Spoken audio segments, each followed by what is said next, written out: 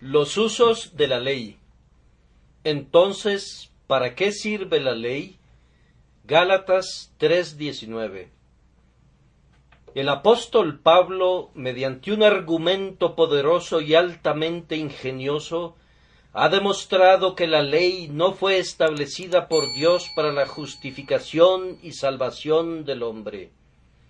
Él declara que Dios hizo un pacto de gracia con Abraham mucho antes de que la ley fuera dada en el monte Sinaí, que Abraham no estuvo presente en el monte Sinaí y que, por lo tanto, no pudo hacerse alteración alguna al pacto hecho allí por sugerencia suya, que, adicionalmente, no se le pidió el consentimiento a Abraham para alguna alteración del pacto, y sin su consentimiento el pacto no podía haber sido cambiado legalmente, y además que el pacto permanece firme e inconmovible, viendo que fue hecho a la simiente de Abraham, al igual que al propio Abraham. Esto pues, digo, el pacto previamente ratificado por Dios para con Cristo, la ley que vino 430 años después, no lo abroga para invalidar la promesa, porque si la herencia es por la ley, ya no es por la promesa, pero Dios la concedió a Abraham mediante la promesa. Por tanto, ni herencia ni salvación pueden obtenerse jamás por la ley. Ahora bien, irse a los extremos es el error de la ignorancia. Generalmente, cuando los hombres creen en una verdad, llevan su creencia hasta el extremo de negar otra, y con mucha frecuencia la afirmación de una verdad cardinal conduce a los hombres a generalizar sobre todos los matices, generando falsedades de esa verdad. La supuesta objeción puede expresarse así: tú dices, oh Pablo, que la ley no puede justificar. Ciertamente entonces la ley no sirve para nada. Entonces, ¿para qué sirve la ley? Si no puede salvar al hombre, ¿cuál es su objetivo? Si por sí misma nunca llevará nadie al cielo, ¿para qué fue escrita? ¿Acaso no es una cosa inútil? El apóstol muy bien pudo haber replicado a su oponente con una mirada de desprecio, diciéndole: oh insensato y tardo de corazón para entender, se demuestra que una cosa es completamente inútil simplemente porque no responde a cada propósito en el mundo. ¿Dirán acaso que debido a que el hierro no es comestible, entonces el hierro es inútil? Y debido a que el oro no puede ser alimento para el hombre, por esa causa lo tirarán a la basura, llamándolo escoria que no vale nada. Sin embargo, sobre la base de esas insensatas premisas, ustedes proceden de esa manera, pues debido a que he dicho que la ley no puede salvar, ustedes me han preguntado neciamente ¿para qué sirve entonces? Y ustedes insensatamente suponen que la ley de Dios no sirve para nada y que no tiene ningún valor. Esta objeción, por lo general, es propuesta por dos tipos de personas. Primero, por simples latosos a quienes no les gusta el Evangelio y desean encontrarle todo tipo de fallas. Ellos pueden decirnos aquello en lo que no creen, pero no nos dicen en qué creen. Ellos quieren oponerse a las doctrinas y a los sentimientos de los demás, pero estarían perdidos si se les pidiera que se sienten y escriban sus propias opiniones. No parecen haber ido más lejos que el genio de un mono, que puede hacer pedazos todo, pero que no puede arreglar nada. Luego, por otro lado, está el antinomiano que dice: sí, yo sé que soy salvo únicamente por gracia, y entonces quebranta la ley diciendo que no le obliga ni siquiera como regla de vida, y pregunta: ¿para qué entonces sirve la ley? echándola fuera de su puerta como si fuera un mueble viejo, únicamente útil como leña, porque, en verdad, no está adaptada para salvar su alma. Pero una cosa puede tener muchos usos, aunque no tenga alguno en particular.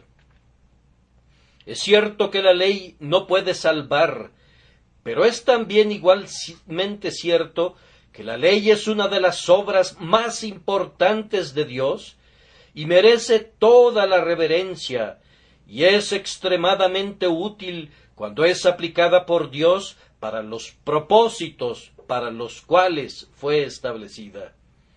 Sin embargo, amigos míos, perdónenme si solamente hago la observación que esta es también una pregunta muy natural. Si leen la doctrina del apóstol Pablo, encontrarán que declara que la ley condena a toda la humanidad. Ahora, por un solo instante, vamos a echar una ojeada a las obras de la ley en este mundo.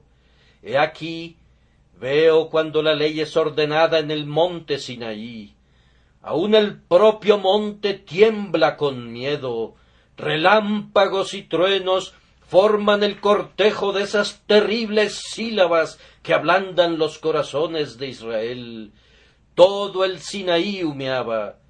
Jehová resplandeció desde el monte de Parán, y el santo vino de Sinaí, y vino de entre 10 millares de santos.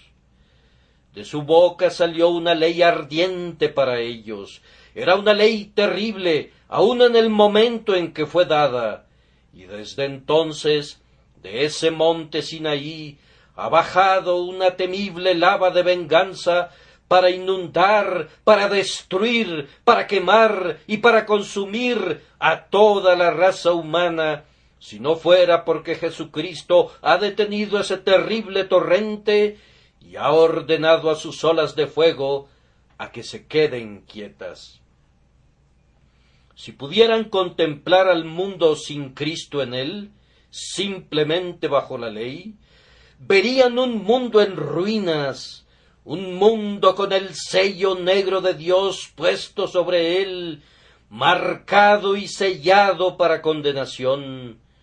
Verían hombres que, si conocieran su condición, tendrían sus manos sobre sus lomos y estarían gimiendo todos sus días. Verían hombres y mujeres condenados, perdidos, arruinados, y en las regiones más alejadas verían la fosa que es cavada para el impío, en la cual la tierra debería haber sido arrojada para taparla si la ley hubiera hecho lo suyo, aparte del Evangelio de Jesucristo, nuestro Redentor. Ay, amados, la ley es una gran inundación que habría negado al mundo con algo peor que el agua del diluvio de Noé. Es un gran incendio que habría quemado la tierra con una peor destrucción que la que cayó sobre Sodoma. Es un ángel severo con una espada, sediento de sangre y con alas de muerte. Es un gran destructor que arrasa a las naciones. Es el gran mensajero de la venganza de Dios que es enviado al mundo. Sin el Evangelio de Jesucristo, la ley no es otra cosa que la voz condenatoria de Dios que truena en contra de la humanidad. Entonces, ¿para qué sirve la ley? Parece una pregunta muy natural. ¿Puede la ley ser de utilidad para el hombre? ¿Puede ese juez que se pone el birrete negro y nos condena a todos, esa ley del presidente del Tribunal Supremo de Justicia, puede ayudar en la salvación? Sí, sí puede. Y ustedes verán cómo lo hace si Dios nos ayuda en nuestra predicación. Entonces, ¿para qué sirve la ley?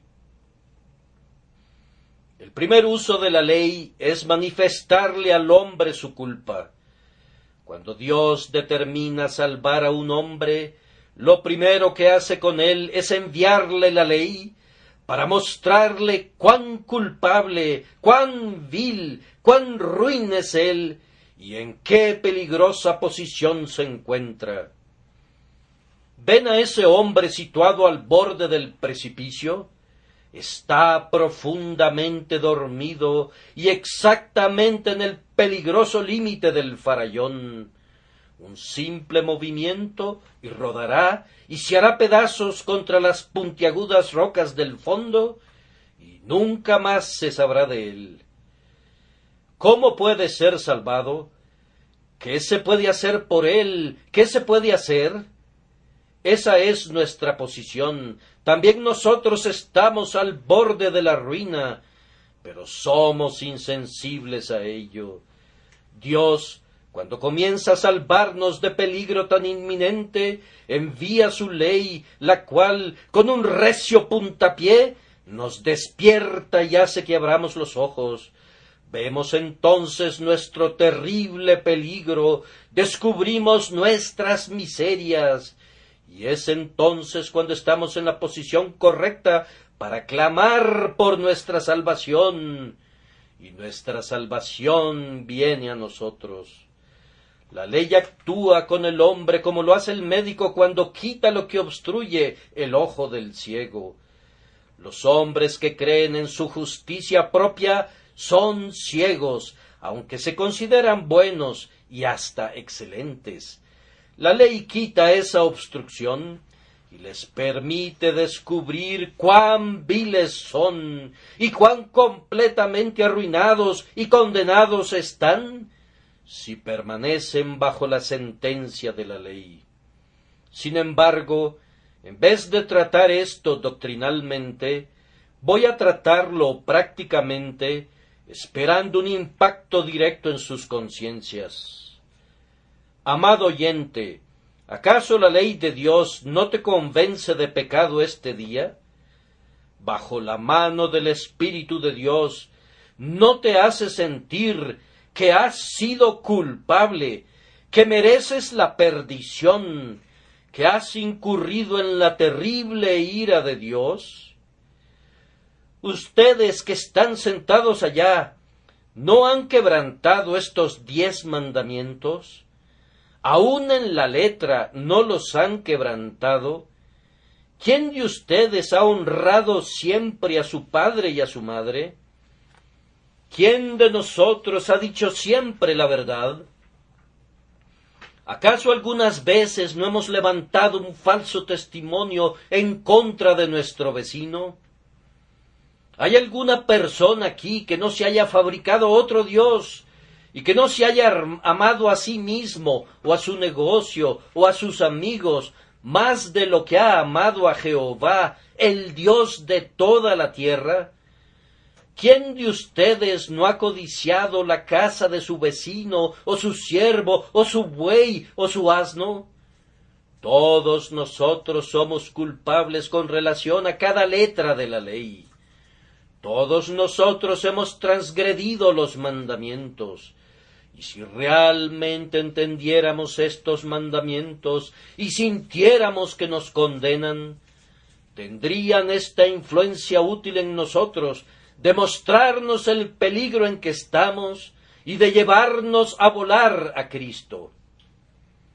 Pero, amados oyentes, ¿acaso esta ley no los condena a ustedes, porque aunque ustedes dijeran que no han quebrantado su letra, sin embargo han violado su espíritu?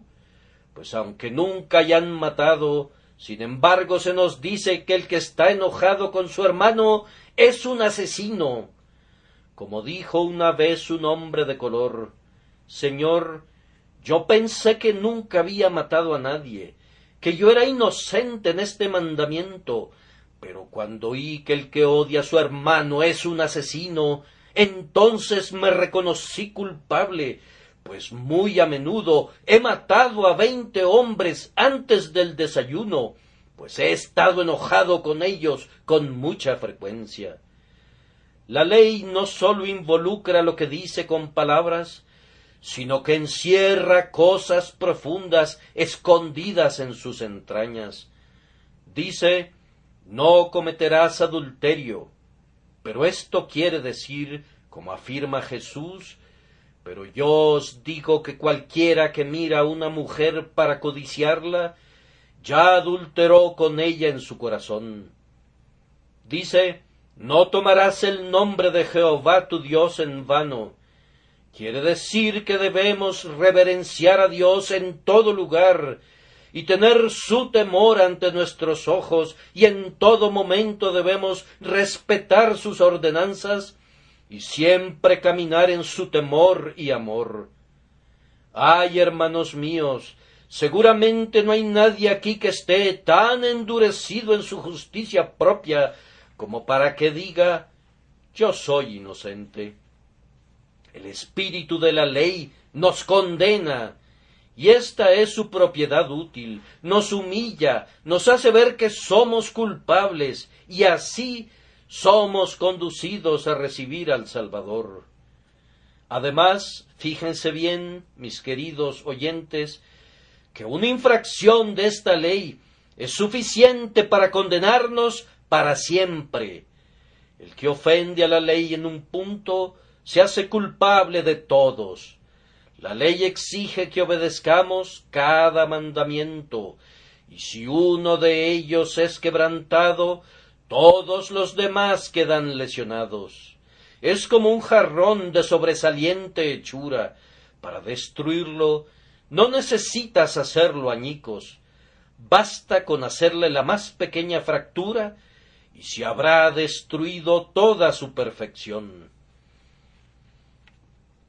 Puesto que es una ley perfecta la que se nos ordena obedecer, y obedecerla de manera perfecta, basta infringirla una vez, aunque no volviéramos a hacerlo nunca. No podemos esperar otra cosa de la ley más que la voz, tú estás condenado, tú estás condenado, tú estás condenado.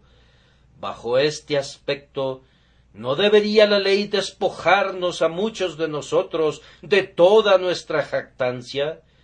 ¿Hay alguien que pudiera levantarse de su lugar para decir, Dios, te doy gracias porque no soy como los otros hombres? Con seguridad no habrá nadie que pueda regresar a casa diciendo, he diezmado la menta y el comino, todo esto lo he guardado desde mi juventud. No, sino que si esta ley ha tocado la conciencia y el corazón, estaremos junto al publicano diciendo, Dios, sé propicio a mí, pecador. La única razón por la que un hombre piensa que es justo es porque no conoce la ley. Piensas que nunca la has quebrantado debido a que no la entiendes.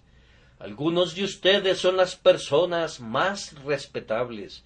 Ustedes piensan que han sido tan buenos que pueden ir al cielo mediante sus propias obras. Tal vez no lo dicen de esa manera, pero en lo secreto piensan eso. Han recibido el sacramento con mucha devoción. Ustedes han sido poderosamente piadosos al asistir a su iglesia o capilla con regularidad.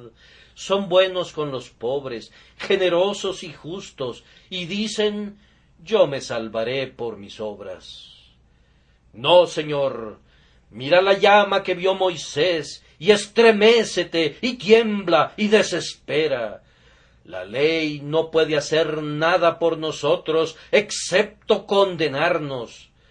Lo máximo que puede hacer es sacarnos a latigazos fuera de nuestra jactanciosa justicia propia y conducirnos a Cristo. Pone un peso a nuestras espaldas y nos hace pedirle a Cristo que lo quite de allí. Es como una lanceta que explora la herida. Para usar una parábola, es como algún oscuro sótano que no ha sido abierto por años, que está lleno de todo tipo de criaturas repugnantes. Podemos caminar en ese sótano sin saber que están allí. Pero viene la ley, derriba las cortinas, permite que entre la luz, y luego descubrimos cuán vil corazón tenemos y cuán perversas han sido nuestras vidas, y entonces, en lugar de jactarnos, somos llevados a postrarnos y a clamar: Señor, sálvame o perezco, oh, sálvame por tu pura misericordia, o de lo contrario seré arrojado fuera. Oh, ustedes que son justos con su justicia propia, que oyen este sermón, que se consideran tan buenos que pueden remontarse al cielo por sus propias obras, caballos ciegos, dando vueltas perpetuamente al molino sin progresar ni una sola pulgada, piensan cargar con la ley sobre sus hombros, como lo hizo Sansón con las puertas de Gaza. ¿Acaso se imaginan ustedes que pueden guardar a la perfección esta ley de Dios? ¿Se atreverían a decir que no la han quebrantado? No, seguramente confesarán: me he rebelado, aunque no lo harán en voz muy baja. Entonces deben saber esto: la ley no puede hacer nada por ustedes en lo relacionado al perdón. Todo lo que puede hacer es solamente esto: puede hacerte sentir que no eres absolutamente nada. Puedes desvestirte, puede magullarte, puede matarte, pero jamás puede darte vida, ni vestirte, ni limpiarte, pues no fue establecida para hacer eso. Oh oyente, ¿estás triste hoy por causa del pecado? ¿Sientes que has sido culpable? ¿Reconoces tu transgresión? ¿Confiesas tus extravíos?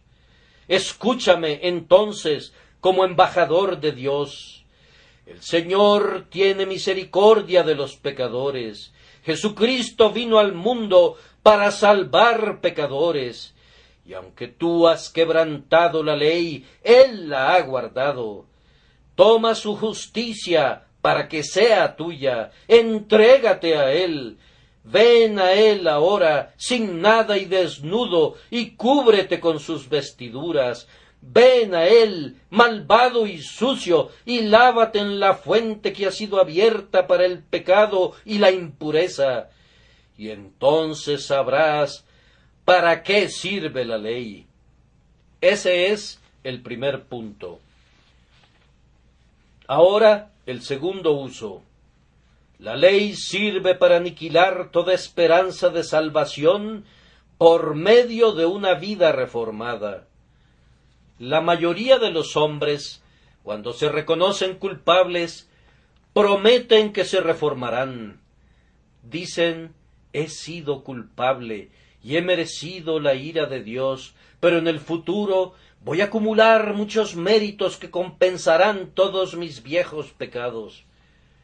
Pero la ley tapa la boca del pecador con su mano y le dice: ¡alto! No puedes hacer eso, es imposible. Les mostraré cómo puede la ley hacer esto. Lo hace parcialmente, recordándole al hombre que la obediencia futura no puede expiar la culpa pasada.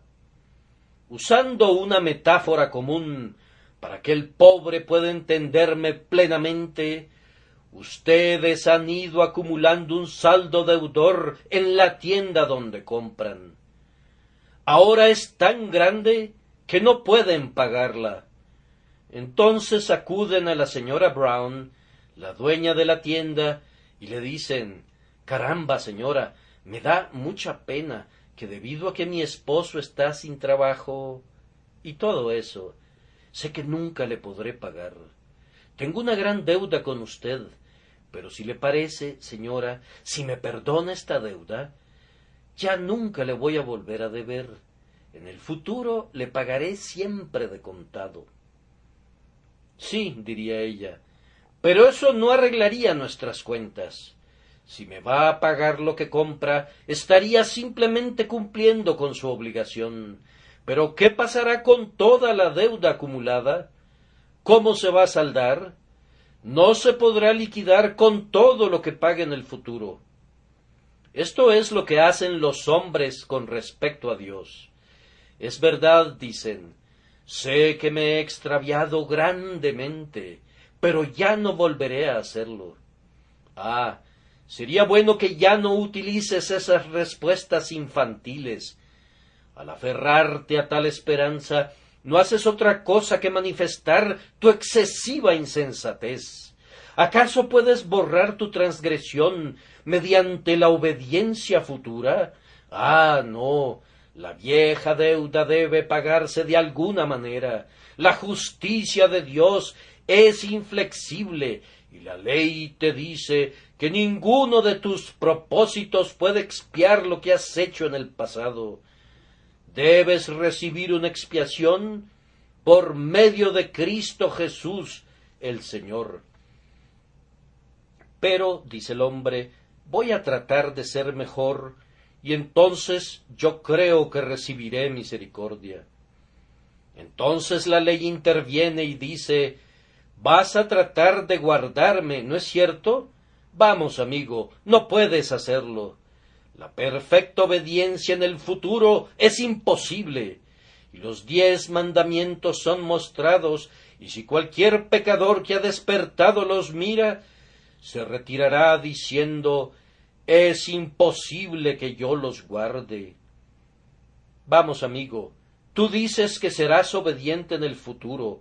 Tú no has sido obediente en el pasado, y no hay ninguna probabilidad de que guardes los mandamientos de Dios en el tiempo venidero.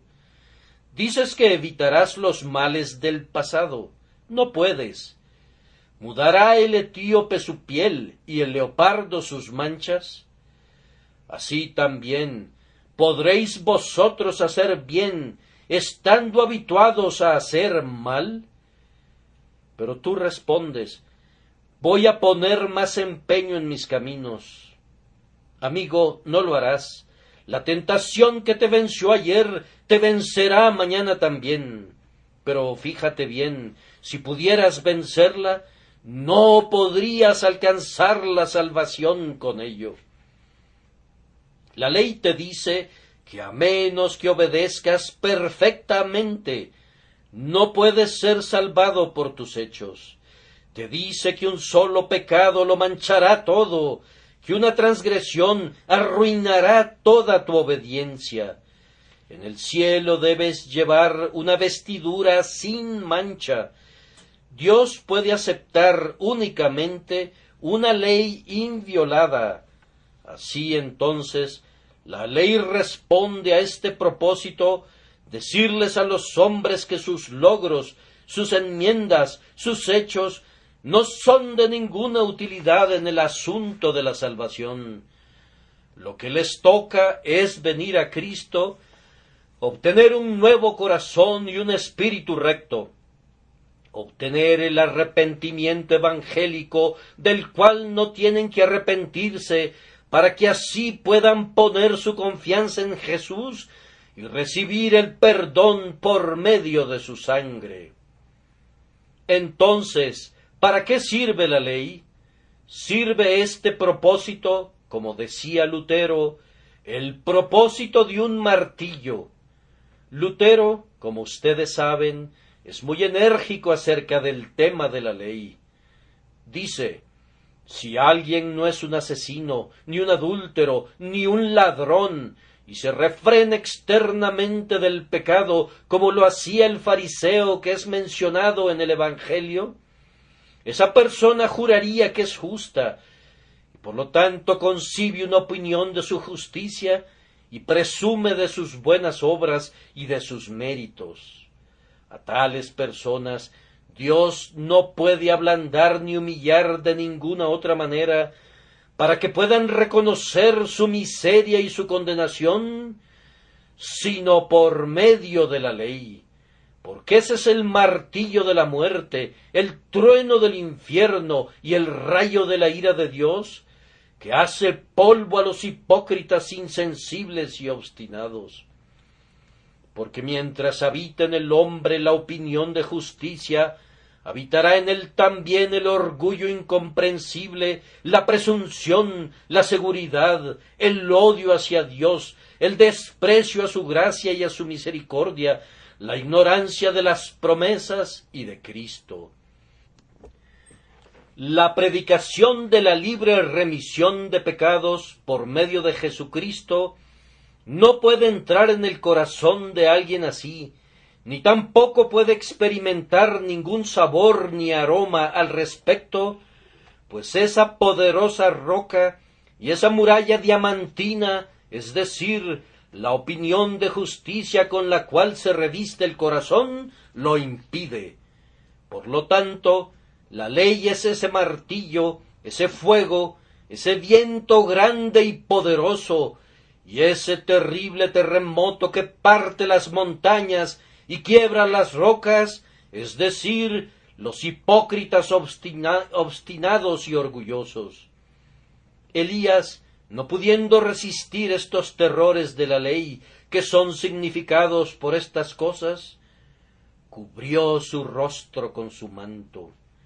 Sin embargo, cuando la tempestad cesó, que Elías había presenciado, se escuchó un silbo apacible y delicado en el cual estaba el Señor, pero fue necesario que la tempestad de fuego y de viento y el terremoto pasaran antes que el Señor se revelara en ese silbo apacible.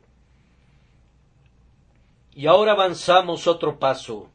Ustedes que conocen la gracia de Dios podrán seguirme en este siguiente paso. La ley tiene por objeto mostrarle al hombre la miseria que recaerá sobre él a causa de su pecado. Hablo por experiencia, a pesar de ser joven, y muchos entre quienes me escuchan oirán esto con verdadero interés, porque han sentido lo mismo. Hubo una época en que yo, siendo aún muy joven, sentí con gran dolor la maldad del pecado. Mis huesos se hicieron viejos entre mis gemidos prolongados. Día y noche la mano de Dios caía duramente sobre mí. Hubo momentos en los que me asustaba con visiones y me atemorizaba con sueños. Cuando durante el día sentía hambre de liberación, pues mi alma ayunaba dentro de mí. Tenía miedo que los propios cielos cayeran sobre mí y aplastaran mi alma culpable. La ley de Dios se había apoderado de mí y me estaba mostrando mi miseria. Durante la noche, si dormía, soñaba con el abismo sin fondo, y cuando me despertaba me parecía sentir la miseria que había soñado. Subía a la casa de Dios, y mi canción no era más que un gemido. Me retiraba a mi aposento, y allí, en medio de lágrimas y gemidos, elevaba mi oración, sin ninguna esperanza ni refugio. Entonces podía decir con David: el búho de las soledades es mi amigo, y el pelícano del desierto mi compañero, pues la ley de Dios me azotaba con su látigo de 10 puntas, y luego me frotaba con salmuera, de tal forma que yo me estremecía y temblaba con dolor y angustia, y mi alma prefería morir estrangulada que vivir, pues yo estaba sumamente afligido. Algunos de ustedes han experimentado lo mismo. La ley fue enviada a propósito para hacer eso. Pero ustedes se preguntarán, ¿qué necesidad hay de esa miseria? Yo respondo que esa miseria fue enviada por esta razón, para que así yo pueda clamar a Jesús. Usualmente nuestro Padre Celestial no nos hace buscar a Jesús hasta que no nos ha dejado limpios a punta de latigazos de toda nuestra confianza. Él no nos hace anhelar ardientemente el cielo hasta que no nos haya hecho sentir algo de las torturas intolerables de una conciencia dolorida, que es un anticipo del infierno. ¿Acaso no recuerdas, amigo mío, cuando solías despertarte en la mañana y lo primero que hacías era tomar una copia del libro Al arma de Alain o un llamado al inconverso de Baxter. Oh, esos libros, esos libros. En mi niñez yo los leía y los devoraba cuando estaba bajo un sentido de culpa. Leer esos libros era como permanecer al pie del Sinaí. Cuando leía Baxter, encontraba que decía cosas como estas: pecador, recapacita, en una hora pudieras estar en el infierno. Piensa que dentro de poco pudieras estar agonizando. A una hora la muerte está carcomiendo tu mejilla. ¿Qué harás cuando estés frente al tribunal de Dios sin un Salvador? ¿Le dirás que no tuviste tiempo que dedicar a la religión? ¿Acaso esa excusa vacía no se evaporará en el aire tenue? Oh pecador, entonces, ¿te atreverás tú a insultar a tu Hacedor? ¿Te atreverás a burlarte de él? Recapacita. Las llamas del infierno son abrasadoras y la ira de Dios es terrible. Aunque tus huesos fueran de acero y tus costillas de bronce, te estremecerías de terror. Oh, aunque tuvieras la fortaleza de un gigante, no podrías luchar con el Altísimo. ¿Qué harás cuando te haga pedazos y no haya nadie que te pueda librar? ¿Qué harás cuando dispare en tu contra sus 10 poderosos cañones? El primer mandamiento dirá: aplástalo, él me ha quebrantado. El segundo mandamiento dirá: condénalo, él me ha quebrantado. El tercero dirá: maldición sobre él, porque me ha quebrantado. Y de una manera parecida, todos dispararán en contra tuya, y tú estarás sin un refugio, sin un lugar a donde huir, y sin ninguna esperanza. Ah, ustedes no han olvidado aquellos días en los que ningún himno parecía el adecuado para ustedes, excepto el que comienza así: encórvate, alma mía, tú que solías elevarte, y platica por un rato con la muerte. Considera cómo agoniza el mortal y exhala su último suspiro. Oh, también ese terrible día ciertamente vendrá, la hora establecida se apresura, cuando deba comparecer ante mi juez para pasar la solemne prueba. Ay, y es por esto que la ley fue enviada, para convencernos de pecado, para hacernos temblar y estremecer delante de Dios. Oh, ustedes que son justos con justicia propia, permítanme dirigirles simplemente una palabra o dos el día de hoy, pronunciadas con terrible y ardiente sinceridad. Recuerden, señores, que viene el día cuando una muchedumbre mucho más vasta que ésta se congregará sobre las llanuras de la tierra, cuando el Salvador, el juez de los hombres, se sentará en un gran trono blanco. Ahora ya ha llegado, el libro es abierto, la gloria del cielo es manifestada, rica con un amor triunfante y ardiendo con una venganza inextinguible. 10.000 ángeles están a cada lado, y tú estás de pie para ser juzgado. Ahora, tú que eres justo con justicia propia, dime ahora que fuiste a la iglesia 3 veces al día. Vamos, amigo, dime ahora que tú guardaste todos los mandamientos. Dime ahora que tú no eres culpable. Preséntate ante él con el recibo de tu menta, de tu anís y de tu comino. Vamos ahora, amigo, ¿dónde estás? Oh, estás huyendo, estás gritando: peñas, escóndanme, montes, caigan sobre mí. ¿Qué pretendes, hombre?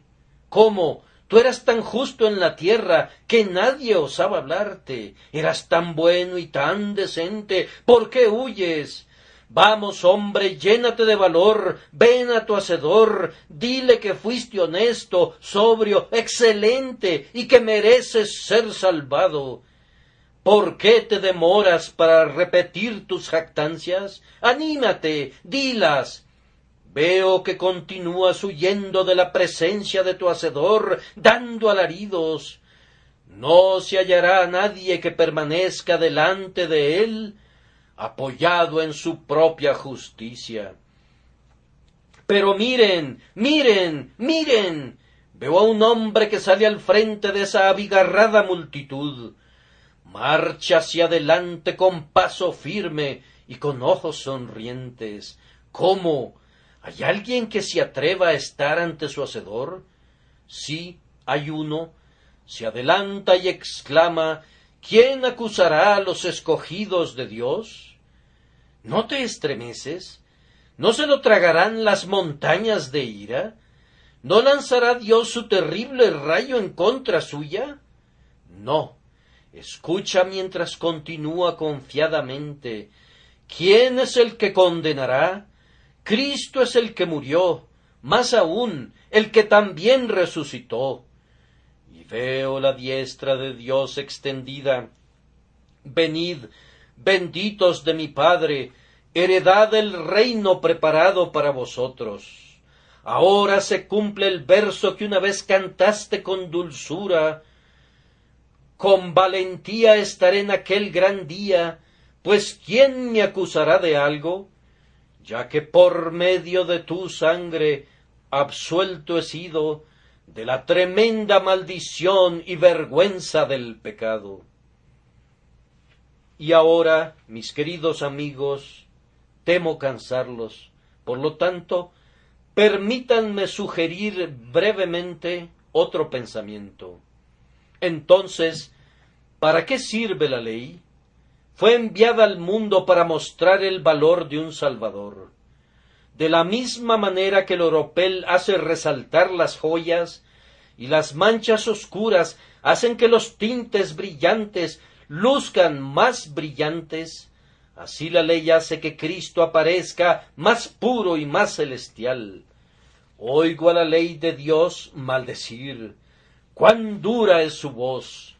Jesús dice: venid a mí. ¡Oh, qué música! ¡Cuánto más musical después de los sonidos discordantes de la ley! Veo que la ley condena. Contemplo a Cristo obedeciéndola. ¡Oh, cuán importante es ese precio, conociendo cuán pesada es la demanda! Leo los mandamientos y los encuentro estrictos y tremendamente severos. Oh, cuán santo debe haber sido Cristo para obedecerlos todos ellos por mí. Nada me lleva a valorar más a mi Salvador que cuando veo que la ley me condena, cuando sé que esta ley se interpone en mi camino y como un querubín con una espada encendida no me dejará entrar al paraíso.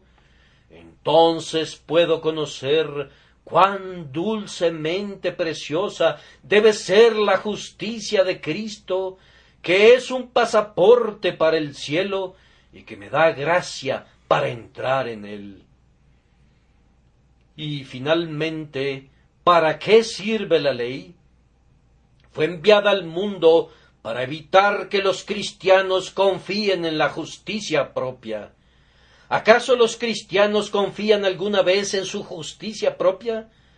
Claro que sí, así es. El mejor cristiano del mundo encontrará que le resulta difícil evitar la jactancia y la confianza en su propia justicia. John Knox, en su lecho de muerte, sufrió severos ataques de justicia propia. La última noche de su vida en la tierra, durmió de corrido por algunas horas, emitiendo muchos profundos gemidos. Cuando se le preguntó por qué gemía tan profundamente, Respondió: durante mi vida he resistido muchos ataques de Satanás, pero en estos momentos me ha atacado de manera más terrible que nunca, y ha utilizado toda su fuerza para acabar conmigo de una vez. La astuta serpiente se ha esforzado para persuadirme de que he merecido el cielo y la bienaventuranza eterna por el fiel cumplimiento de mi ministerio. Pero bendito sea Dios, que me ha dado la capacidad de apagar este dardo encendido, recordándome pasajes como estos: ¿qué tienes que no hayas recibido? Y por la gracia de Dios soy lo que soy. Sí, y cada uno de nosotros ha sentido lo mismo. Ha sido más bien divertido cuando a menudo se me ha acercado algún hermano que me dice: confío que el Señor lo conservará humilde, cuando ellos mismos eran tan orgullosos como la alta posición que ostentaban y todavía unas cuantas pulgadas más. Han sido muy sinceros en su oración para que yo sea humilde, alimentando, sin darse cuenta, su propio orgullo debido a su propia reputación imaginaria de humildad. Desde hace mucho tiempo he renunciado a instar a la gente a que sea humilde, porque naturalmente tiende a hacerlos más bien orgullosos. Un hombre suele decir: Dios mío, estas personas temen que yo sea orgulloso. Debo tener algo que sea motivo de orgullo. Luego nos decimos a nosotros mismos: no les voy a permitir que lo vean, y tratamos de reprimir nuestro orgullo, pero después de todo somos tan orgullosos interiormente como el propio Lucifer. Yo encuentro que las personas más orgullosas y que más confían en su justicia propia son aquellas que no hacen nada y que no les preocupa en lo más mínimo lo que los otros opinan acerca de su propia bondad. La vieja verdad del libro de Job es una realidad ahora. Ustedes saben que al comienzo del libro de Job se dice: estaban arando los bueyes y las asnas paciendo cerca de ellos. Eso es lo que ocurre generalmente en este mundo. Los bueyes están arando en la iglesia, tenemos algunos que están trabajando arduamente para Cristo, y las asnas están paciendo cerca de ellos, en las zonas más selectas y fértiles de la tierra. Estas son las personas que tienen mucho que decir acerca de la justicia propia. ¿Qué hacen? No hacen lo suficiente para ganarse la vida, y, sin embargo, piensan que van a ganarse el cielo. Se sientan cruzados de brazos, y sin embargo son tan reverentemente justos porque quizá eventualmente dan dinero para alguna caridad. No hacen nada, y sin embargo se jactan de su justicia propia. Y con los cristianos pasa lo mismo. Si Dios te hace laborioso y te mantiene ocupado en su servicio, es menos probable que seas orgulloso confiando en tu propia justicia que si no haces nada. Pero en todo momento hay una tendencia natural a ello. Por tanto, Dios ha escrito la ley para que cuando la leamos veamos nuestras faltas, para que cuando nos miremos en ella como en un espejo veamos las impurezas de nuestra carne y tengamos un motivo para aborrecernos en saco y cenizas y clamar a Jesús pidiéndole misericordia. Usen la ley de esta manera y no de otra. Y ahora alguien dice: Señor, ¿hay algunas personas aquí presentes a quienes usted haya predicado esto a propósito? Sí, me gusta predicarle a la gente. No creo que sea de ninguna utilidad predicar para la gente. Me gusta predicar directamente a los individuos y al corazón. En cada círculo encuentro a un grupo que afirma en idioma muy claro: Yo soy tan buen padre como el mejor que pueda ser encontrado en la parroquia. Yo soy un buen comerciante. Pago 20 chelines por libra, no como el señor fulano de tal. Yo voy a la iglesia o voy a la capilla, y eso es más de lo que hace todo el mundo. Pago mis suscripciones, pago una cuota para la enfermería, digo mis oraciones. Por tanto, creo que tengo tan buenas probabilidades de ir al cielo como cualquier otro en el mundo. Creo que 3 de cada 4 personas en Londres piensan de esta manera. Ahora, si esa es la base de tu confianza, tienes una esperanza podrida. Tú tienes una tabla sobre la que estás parado que no resistirá tu peso en el día de rendir cuentas a Dios. Vive el Señor mi Dios, en cuya presencia estoy, que si vuestra justicia no fuere mayor que la de los escribas y fariseos, no entraréis en el reino de los cielos. Y si piensas que la obra más perfecta de tus manos puede salvarte, tienes que saber esto, que Israel iba tras una ley de justicia, no la alcanzó. Aquellos que no la buscaban, la alcanzaron. ¿Por qué? Porque el uno la ha buscado por fe, el otro la ha buscado por las obras de la ley, donde nunca se puede encontrar la justificación. Escuchen ahora el Evangelio, hombres y mujeres.